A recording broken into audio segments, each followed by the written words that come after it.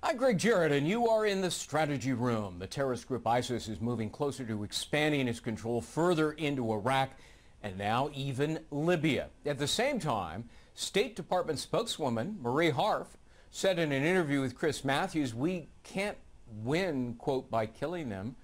Joining us now with reaction, our political strategists, Lee Carter and Jessica Tarlov. Welcome to both of you. On so many different levels, this remark by the State Department spokesperson is remarkable.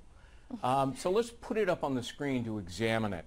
And the latter part is the most important. We're killing a lot of them. We're going to keep killing most of them, more of them. So are the Egyptians, Jordanians. They're in this fight with us, but we cannot win this war by killing them.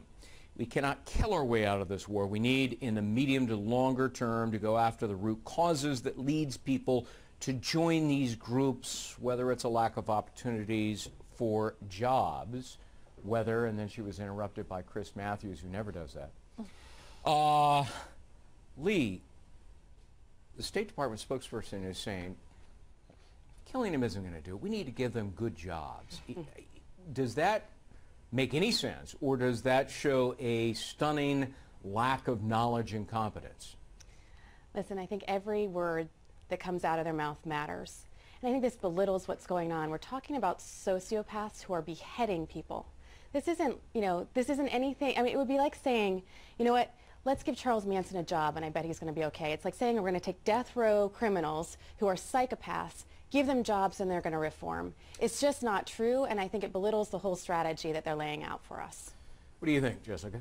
I think it was, we were discussing this earlier actually, I think you used the term tone deaf. I think that it was tone deaf on Harf's part, and we've heard this also from the president, but I think that what needed to happen is a separation of a immediate strategy, which is to kill a lot of people, and then a long-term strategy, which is to make sure that we can at some point end this vicious cycle, right?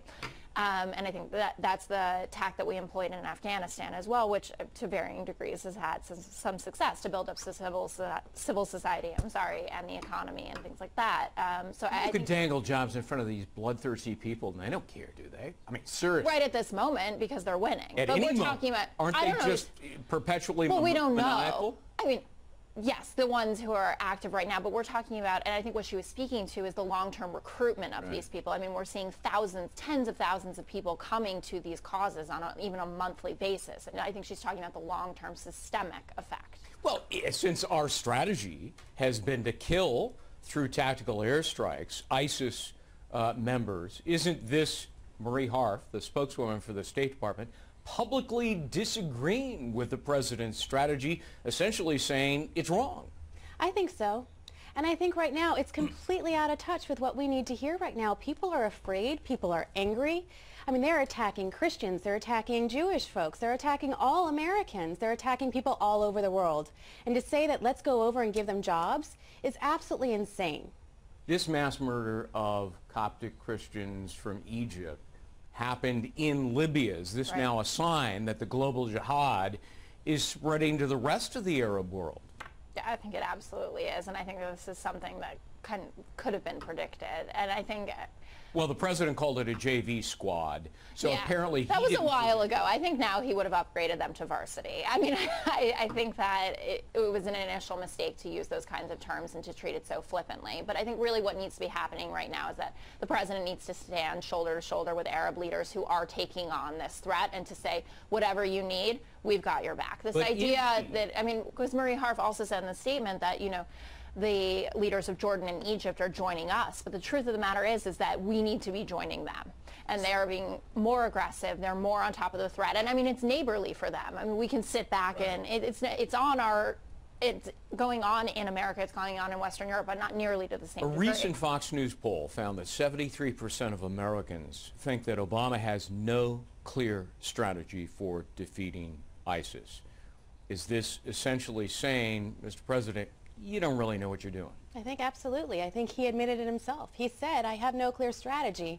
And so every time he gets out there, he's not laying out a framework. He's not laying out a vision. And I think people are angry. They're upset. They want to see leadership, and he hasn't given it to us. Is this a president who is so obsessed with the legacy of pulling out of two wars, he doesn't want any involvement with something that may even look like a war in going after ISIS? I don't think so. I mean, just last week he asked for military authorization, right? I mean, to increase it. I'm not saying there are troops on the ground right now.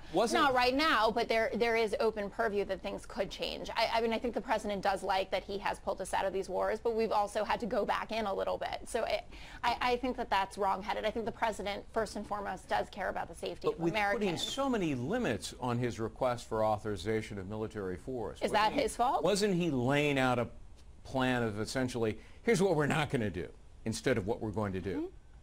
Well, what do you think, Lee? I think so. I mean, I think he keeps putting limits on it, and then he goes over and changes those limits. And what happens is people lose confidence. He has to admit and acknowledge when he said, I made a mistake, and this is where we are right now, and this is what I'm going to do about it. It makes him seem weak, and he keeps defending his previous position rather than saying this is what we're going to do going forward. Well, and the president a week ago today, February 11th, said a ground war is not necessary to defeat ISIS. That was his speech. That was his speech, and I hope that that is the case. But I think that Is that naive? Is that naive? I don't know if I want to use the word naive, but I think it might be a little idealistic say to think that we can get out of here like that, because what they're doing is on the ground, right? You can't burn someone from the air. You're going to do it right to their face, and that's how beheadings work. And I'm not saying, I certainly don't want us to be doing things like that, but we may have to see some face-to-face combat, and the president needs to be ready for that. In a brutal war of terrorism, is there room for that kind of idealism in the Oval Office, Lee? No, absolutely not. I think this is barbaric times, and there's just no way that we can be idealistic at this point in time. And I think one of the problems is we keep seeing him say the same thing, no troops. And if he says anything about troops, it's always with caveats. And I think people are saying, you know what? You can't keep defending your position. You can't keep being defensive. It's not about whether or not you are right or wrong. It's about what's right for America right now. And that's what he needs to be focused on. But to that point, I mean, people, yes, 73% say that he doesn't have a clear plan, and I think 66% still say that they think there's going to be an attack on American soil. But Americans still don't want a ground war. So this is one of those cases. I mean, Bill Clinton talked about it, about a decision that he made while he was in office, where he said, I had to go against the polling, right? Boots on the ground doesn't necessarily mean an extensive ground war in the conventional sense. I got to leave it there. I'm out of time. Jessica Tarlov, Lee Carter, good to see you both. Thank you so much. Thank you.